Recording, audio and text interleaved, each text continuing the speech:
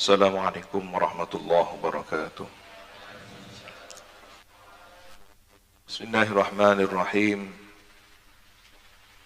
Alhamdulillahi rabbil alamin. Wa bihi nasta'inu ala umurid dunya waddin.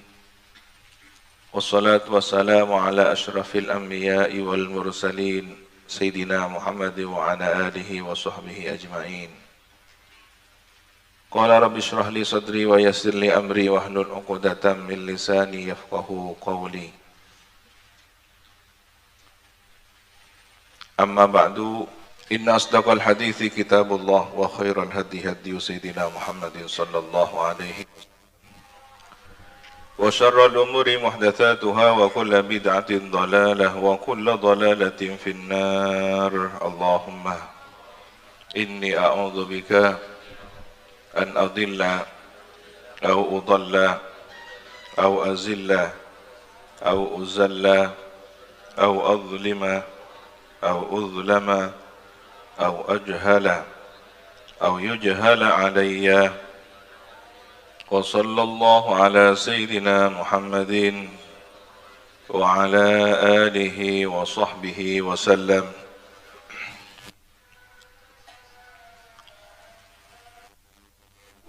Qala Sayyid Muhammad Ibn Sayyid Alawi al-Maliki al-Hasani fi kitabih Tahqiqul Amal Fima yanfa'ul mayyitu minal a'mal, rahimahullahu ta'ala wa nafa'ana bihi wa bi'ulumihi fid dharain amin. Ila an qala wa qala Ibn Hilal fi nawazilihi. Ada yang disebut bin Halal. Nah, apakah Ibnu Hilal ataukah Ibn Halal? Hilal yang lebih fasih ya Hilal. Ibnu Hilal seorang ulama. Fi nawazili, dalam kitab nawazilnya, alladzi afta bihi, yang berfatwa bihi dengan pendapat Ibnu Hilal itu Ibnu Rushd. Siapa? Imam Ibnu Rushdi. Wa dhahaba ilaihi ghairu wahidin, dan berpendapat kepada pendapatnya siapa? Tidak hanya satu orang. Ghairu wahid ini tidak hanya satu orang. Tidak hanya satu orang berarti banyak.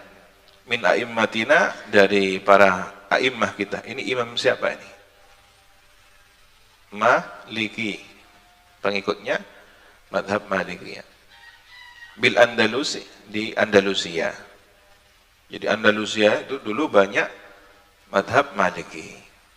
Annal mayyita, bahwasanya orang mati, yang tafi'u, mengambil manfaat, siapa orang mati, bi qiraatil Quran, dengan bacaan Quran. Wa yasiru, dan sampai ilaihi, kepada mayit, naf'uhu, apa manfaatnya Quran itu. Wa yahsulu, dan diperoleh lahu, baginya, ajruhu, pahalanya bacaan Quran. Idza wahaba, apabila menghadiahkan, memberi al-qari'u, siapa pembaca Al-Quran, thawabahu, kepada pahala bacaan Qurannya, lahu, kepada mayit. Wabihi, dan dengan pendapat itu, dengan amalan itu, jara, berlaku, amalul muslimina, apa amal perbuatan kaum muslimin, syarqan wa gharban, timur dan barat. Jadi sudah menyeluruh, sudah mentradisi kirim pahala bacaan Quran itu kepada orang yang sudah meninggal dunia. Waqafu, dan memahami, mengerti, ala dzalika, kepada pendapat tersebut, auqafan, pemahaman. Mereka itu para ulama sudah memahami, sudah mengerti kepada persoalan apakah bacaan Quran pahalanya sampai kepada mayit, bolehkah dikirimkan pahalanya, dihadiahkan kepada mayit. Sudah pemahaman itu sudah dipahami, dimengerti oleh para ulama. Wastamarra alaihil amr, dan berkesinambungan terus menerus, alaihi, atas dzalik, al-amru, perkara, terus dari generasi-generasi, mundu asbinatin salifah, sejak zaman yang dahulu kala, intaha. Jadi sejak dahulu, berapa ratus tahun yang silam sudah begitu. Nah, kalau kemudian ada orang baru lahir kemarin, usianya masih baru setengah abad, ya, sudah mengatakan bid'ah dhalalah.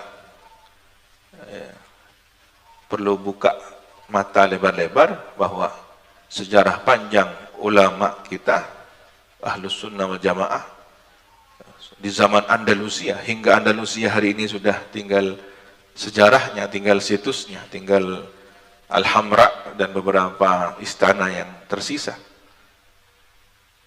Itu tercatat dalam kitab bahwa qiraah Quran, pahala yang dikirim kepada masjid sudah didiskusikan oleh ulama kita. Wa naqala al-'allamatul hafidz Asy-Syaikh Abdul Rahman Ats-Tsa'alibi, dan menukil siapa al-'allamah al-hafidz Asy-Syaikh Abdul Rahman Ats-Tsa'alibi fi tafsir, dalam kitab tafsir beliau Al-Jawahir Al-Hisan, namanya kitab tafsir Jawahir Al-Jawahir Al-Hisan, inda qaulih ta'ala, pada firman Allah Subhanahu wa taala, wa qur rabbirhamhuma kama rabbayani shaghira. Ini doa untuk kedua orang tua.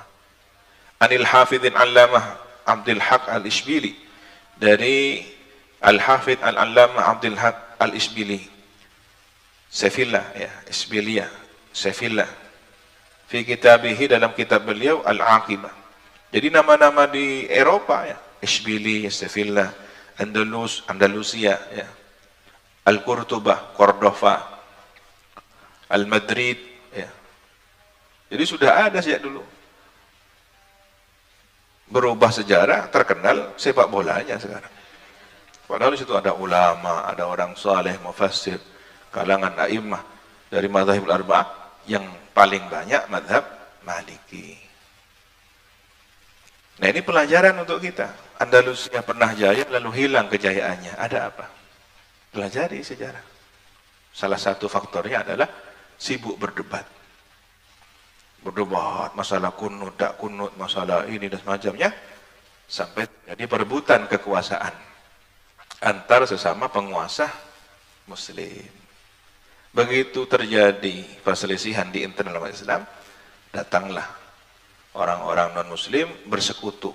Raja ini dengan raja perempuan Isabella itu masuk ke dalam dan mudah menghabisi. Jadi bukan kekuatan mereka sebenarnya, tapi kelemahan Islam sendiri di dalam, lalu dengan mudahnya dihancurkan. Udah keropos, kena senggol dikit roboh. Bukan yang hebat itu yang nyenggol, tapi bangunannya sudah keropos. Ya, karena Islam itu luhur, tinggi, tidak ada yang bisa menandingi. Tetapi al-Islam mahjub muslimin, ya, Islam itu terhalang oleh umat Islam sendiri. Islam di dunia tidak akan lenyap hingga hari kiamat, tapi mungkin Islam hilang di tanah Nusantara, Islam hilang di tanah Indonesia. Dimulai dari mana? Debat ini macam-macam, Pancasila mau diubah, terjadi perebutan kekuasaan, yang memimpin bukan lagi orang yang mendamaikan, tapi punya ideologi lain, terjadi perang saudara. Na'udzubillahi min dzalik. Maka pantaslah kemudian kalau Sayyidul Jad almarhum Mbah As'ad dawuh, ulama wajib, NU wajib mempertahankan Pancasila. Kalau Pancasila dirusak, yang tanggung jawab ulama, para ulama, khususnya NU yang telah bersepakat di Muktamar Situbondo menerima asas tunggal Pancasila. Kenapa?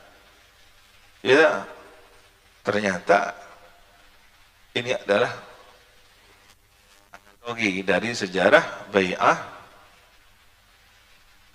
di zaman Nabi. Kalau kita analogikan seperti peristiwa Sulhul Hudaybiyah, persepakatan tetapi secara zahir seolah umat Islam dirugikan, tapi di balik itu ada kesuksesan dakwah di masa depan. Dalam kurun waktu 6 tahun kemudian, Islam bisa tersebar di seluruh penjuru semenanjung Jazirah Arabia. Maka tidak sembarangan, ya, si Hasyim Asy'ari menerima Pancasila, tidak sembarangan. Kiai Wahid Hasyim berjuang di parlemen, tidak sembarangan, ya. Para ulama untuk mengadakan Munas dan Muktamar di Situbondo sampai disuruh 41-an orang kiai ahli khusus dalam tirakat bagaimana mentindakati agar terkawal dengan baik ya. Nah kok sekarang malah mau diubah-ubah, ini ada apa? Yang mengubah ini pun belum teruji apakah hasil perubahannya lebih baik atau enggak. Yang sudah teruji yang ada sekarang ini.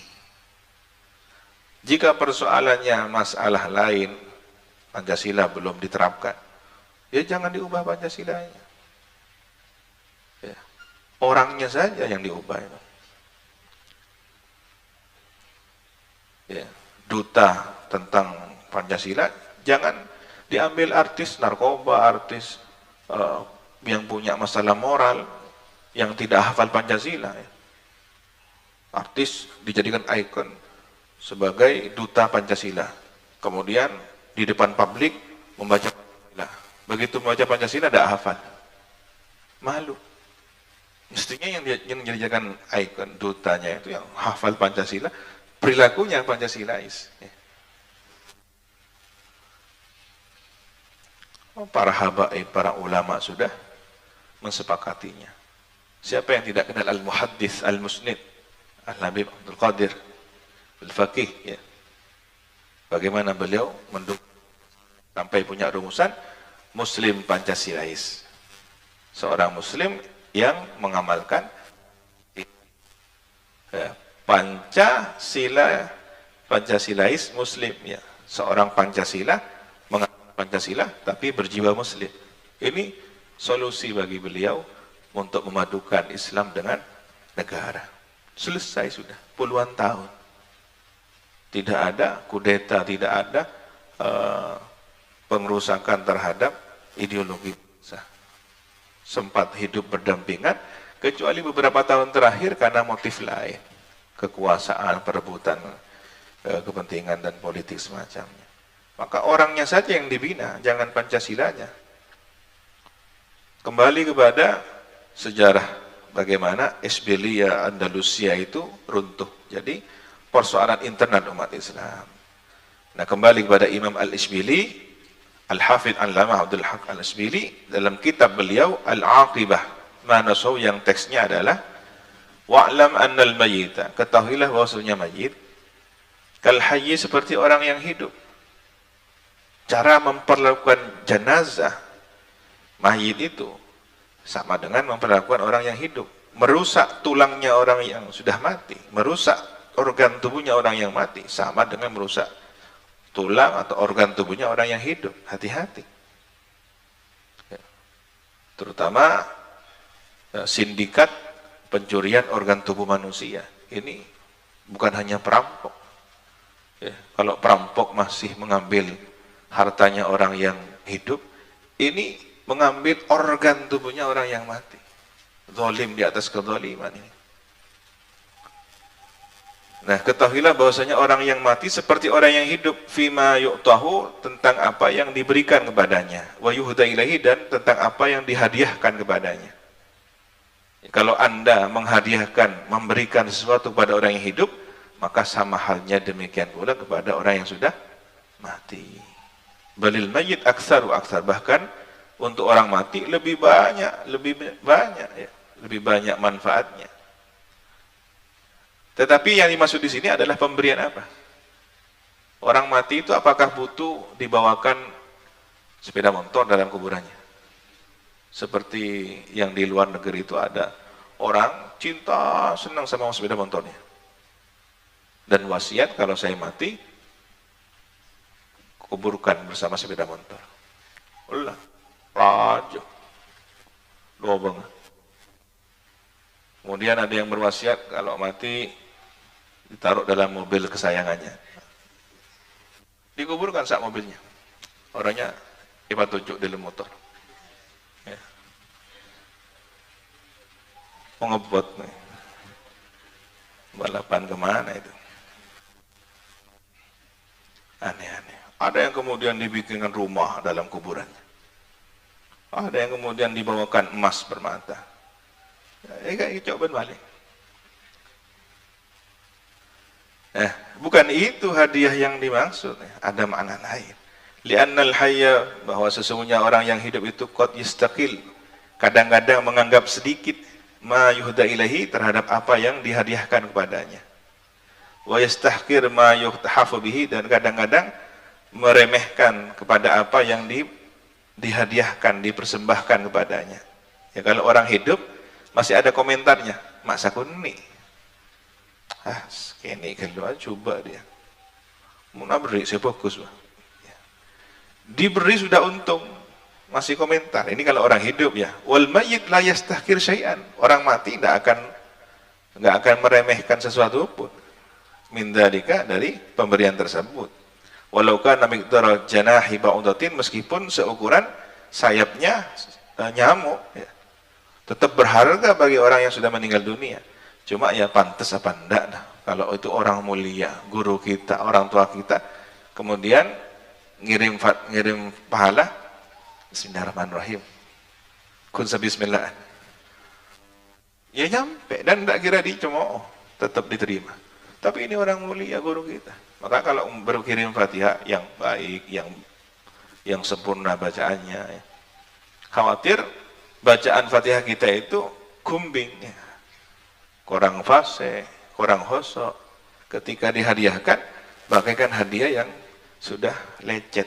Kenapa?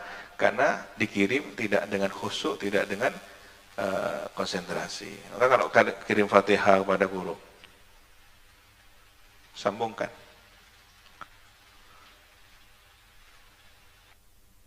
Apalagi kemudian bersedekah sesuatu ya, makanan apa, sedekah nasi barui ya, sedekah kirim lagi ke guru todos pun pasti pada pak keberaki nasi barui ya, yang bagus kalau perlu, yang terbaik.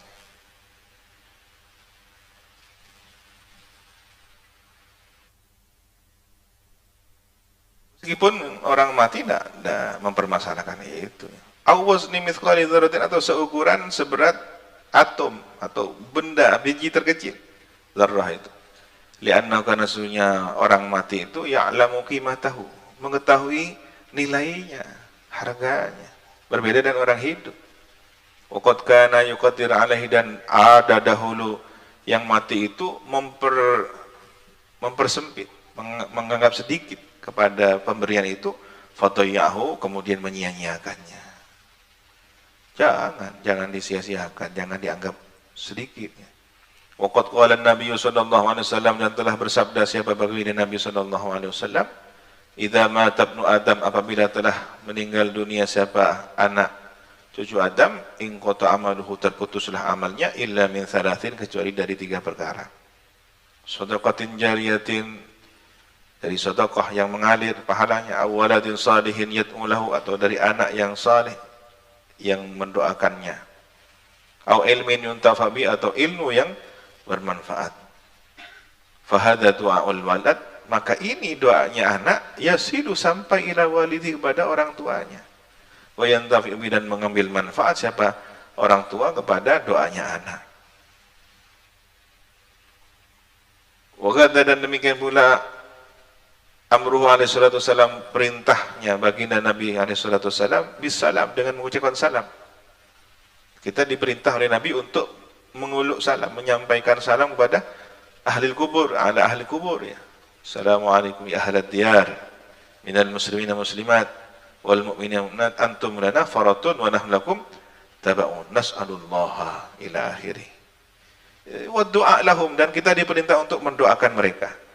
Wa madzaka, dan tidaklah hal itu illa, kecuali liqauni dzalika doa, karena adanya doa tersebut, lahum, bermanfaat bagi mereka. Kan tidak mungkin Nabi memerintahkan, menganjurkan untuk doa pada orang mayit, orang yang sudah mati, kalau tidak bermanfaat. Diperintahkan karena bermanfaat. Wassalamu alaihim, dan mengucapkan salam kepada mereka ahli kubur.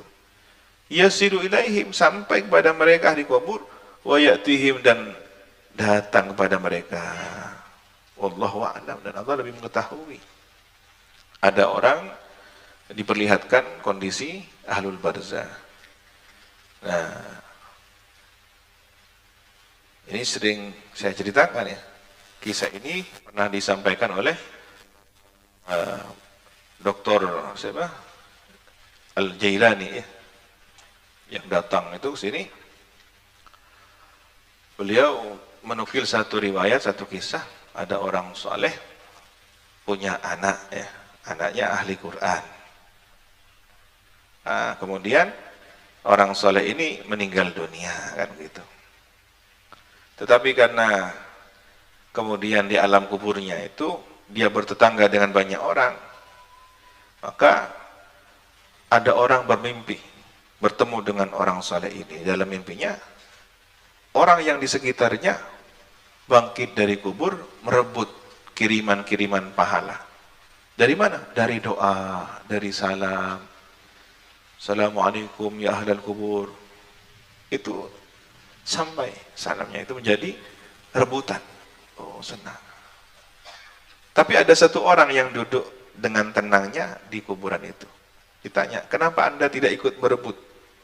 Saya sudah cukup. Kiriman dari anak saya sudah cukup. Sedangkan mereka itu masih membutuhkan kiriman dari orang-orang muslim lainnya. Jadi saya tidak perlu berebut. Ini menunjukkan bahwa orang yang anak cucunya tidak pernah berkirim, dia akan berharap dari orang lain.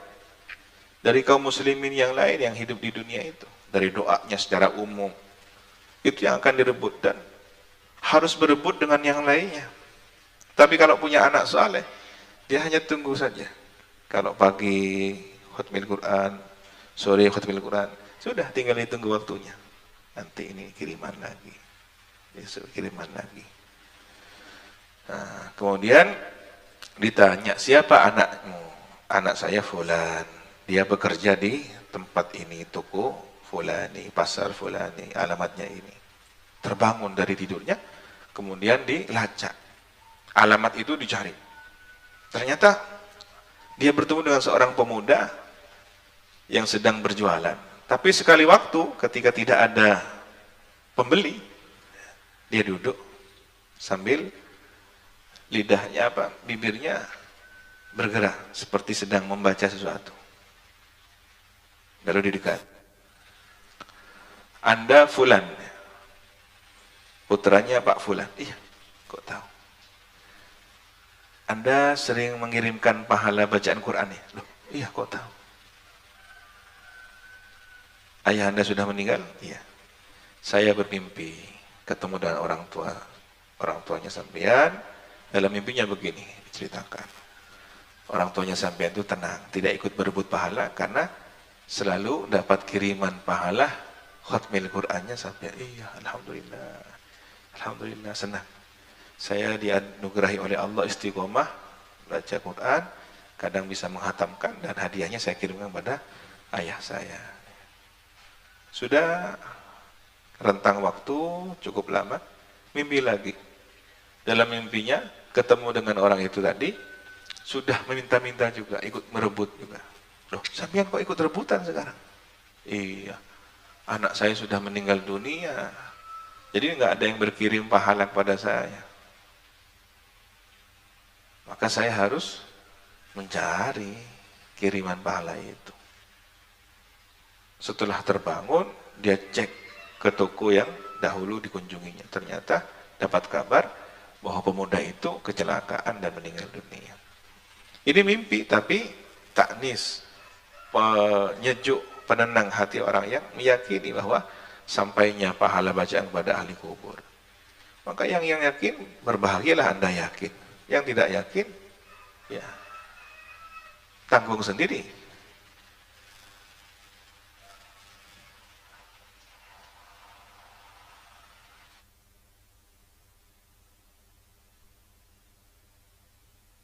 Warawiyani Nabi SAW dan diriwayatkan dari baginda Nabi SAW. Ini kalau pakai sigot mabni majhul berarti dhaif kan itu ya. Tetapi kan untuk amal soleh boleh. Anin Nabi SAW dari baginda Nabi SAW annahu bahwasanya Nabi qala bersabda. Al-mayyitu fi qabrihi, mayyit di dalam kuburnya, kal ghariki yantadhiru da'watan talhaquhu, seperti orang yang tenggelam menunggu doa yang menyusulinya. Jadi doa itu seperti tangan yang bisa menolong orang yang tenggelam. Dari mana doa itu? Doa yang menyusulinya itu min ibnihi, dari anaknya, au akhihi, dari saudaranya, au sadiqihi, atau dari teman karibnya.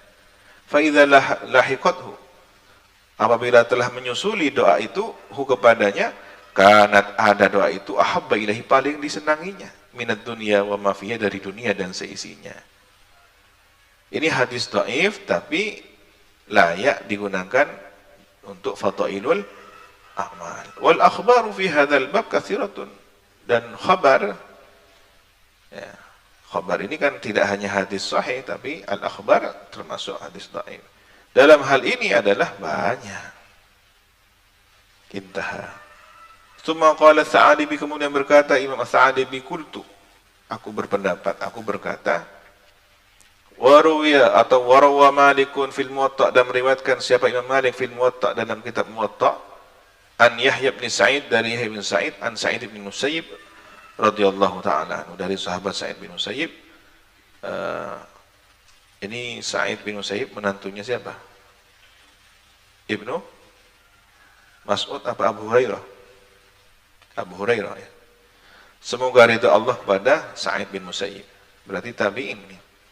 Annahu qala, bahwasanya Sa'id bin Musayyib berkata, kana yaqal, ada dahulu dikatakan bagaimana? Innar rajula la yurfa, sesungguhnya seseorang itu diangkat, bidu'ai waladihi, dengan sebab doanya anaknya, mimba'di, dari setelahnya, setelah kematiannya. Wa asyara, dan memberi isyarat siapa Sa'id bin Musayyib, biyadihi, dengan tangannya, nahwas sama, ke langit. Ya, sesungguhnya ada orang diangkat oleh sebab doanya anak, setelahnya tunjuk ke langit. Qala al-Hafidh Abu Amr bin Abdul Bar, berkata siapa al-Hafidh, ini berarti orang yang hafal hadis, ya, bukan al-Hafidh hafal Quran. Jadi istilah al-Hafidh itu dulu dipergunakan untuk orang yang hafal hadis, al-Hafidh. Abu Umar ibni Abdul Bar, qad rawaina, sungguh telah meriwayatkan kami kepada hadis itu, bisnadin, atau khabar itu bisnadin, dengan sanad jayyidin, yang baik. Sa'id bin Musayyib ini dapat informasi ini dari siapa? Ya, dari mertuanya. Tsumma asnada an Abi Hurairah, kemudian menyandarkan sanad hadis dari Abu Hurairah radhiyallahu anhu. Ini sumbernya, mertuanya. Sayyidina Abu Hurairah dari mana? Anna Rasulullah sallallahu alaihi wasallam, bahwa baginda Rasulullah sallallahu alaihi wasallam bersabda, qala, bersabda, innallaha, sesungguhnya Allah, la yarfa, mengangkat, sesungguhnya Allah mengangkat, al-abda, kepada seorang hamba, ad-darajata, derajat. Fayaqulu, maka berkata si hamba itu, ay Rabb, wahai Tuhan, anna li hadza darajat, dari manakah derajat ini untukku? Heran orang tua ini.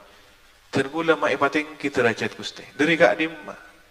Metorot amalan tengula tak pantas oleh derajat simul jetik gak dinto. Fayuqal, maka dikatakan, ada jawaban, ya, bistighfari ibnika laka, dengan sebab istighfarnya anakmu kepadamu. Jadi kalau anak istiqomah, terutama setiap sholat, ya, apalagi setelah doa adzan, ya, Allahumma rabbah hadhihi da'wati tammah wassalatul qa'imah ati sayyidina Muhammad, sampai kemudian rabbi ighfirli wa li walidayya warhamhuma kama rabbayani shaghira, ya, 3 kali setelah doa adzan atau setelah doanya wudu. Bagaimana? Asyhadu an la ilaha illallah wa anna Muhammad wa ja'alna minal mutatahhirin rabbi firli wa ridayya. Atau di antara iqamah, antara adzan dan iqamah, berarti ketika sedang menunggu waktu salat, atau ketika imam menjelang takbiratul ihram. atau kapanpun, setiap ba'diyatus shalah maktubah, 5 waktu. Andaikan ada anak kemudian rutin dia berdoa tiap sholat 5 waktu, ini belum memenuhi baktinya, ya, belum memenuhi baktinya. Terus bagaimana cara dia bisa memenuhi baktinya? Maka dia harus bisa melipat gandakan doa itu.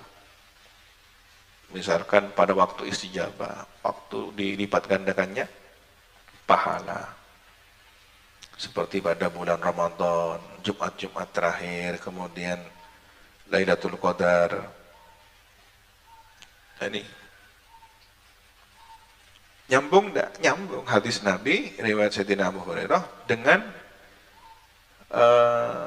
asar atau khabar yang diriwayatkan oleh menantunya Sa'id bin Musayyib, bahwa seseorang ditinggikan derajatnya oleh karena sebab doa anaknya sepeninggalnya. Kemudian beliau memberi isyarah ke langit derajat yang tinggi. Nah, ternyata Nabi yang bersabda bahwa Allah Subhanahu wa taala mengangkat derajat seorang hamba. Hamba itu kemudian bertanya, "Wahai Tuhan, dari manakah derajat ini aku peroleh?" Dijawab, "Dengan sebab istighfar anakmu untukmu." Warawaina fi Sunan Abi Daud, dan meriwayatkan kami dalam Sunan Abi Daud, anna rajulan, maunya seorang min Bani Salamah, dari kabilah Bani Salamah, qala, berkata, "Ya Rasulullah, wahai Rasulullah, hal baqiya min birri abawai, apakah masih tersisa dari berbakti kepada kedua orang tuaku? Syai'un, sedikit pun. Abirrohuma, yang berbakti aku, huma, kepada keduanya, bihi, dengan syai' itu, ba'da mautihima, setelah sepeninggalnya." Jadi orang tuanya meninggal, dia itu merasa dulu tidak berbakti, menyesal. Matur ke Rasulullah, "Ya Rasulullah, apakah masih ada kesempatan sedikit pun setelah orang tua kami meninggal dunia untuk berbakti kepadanya?" Qala, menjawab Rasulullah, "Na'am, ya. As-salatu alaihima," mendoakan keduanya. Salat ini bermakna ad-doa, ya. Wal istighfar lahuma, dan memohonkan ampun untuk keduanya. Wa infadhu ahdihima, dan menunaikan atau melaksanakan janji keduanya. Kalau punya nadar, punya cita-cita, diwujudkan oleh anaknya. Mim ba'dihima, setelah wafat keduanya. Wa silaturahim, dan menyambung kekerabatan, allati la tusal, yang silaturahim itu tidak disambung illa bihima, kecuali dengan sebab keduanya, ya, temannya, orang tuanya, atau saudara-saudara dari jalur ayah dan ibundanya. Wa ikramu sadiqihima, dan memuliakan sahabat karib keduanya. Orang tua punya teman akrab, ya, terus disambung. Ini termasuk pahala yang sampai pada orang tua. Intaha, wallahu subhanahu wa ta'ala a'lam bissawab. Rabbi zidni ilma, Rabbi zidni ilma. Subhanakallahumma wa bihamdika, asyhadu an la ilaha illa anta, astaghfiruka wa atubu ilaik. Wa sallallahu ala sayyidina Muhammadin wa ala alihi. Iya, santri pusat mulai Jumat ini diberlakukan sholat Jumat di musalla. Ini ada qaul dari ulama, ya, yang disampaikan oleh Ki Afif bahwa boleh. Nah, eman kalau nggak diamalkan, ya, niat untuk sedekah ilmu, zakatnya ilmu, ya, dapat ilmu dizakati. Ketika nanti sudah normal, enggak, terus sakit.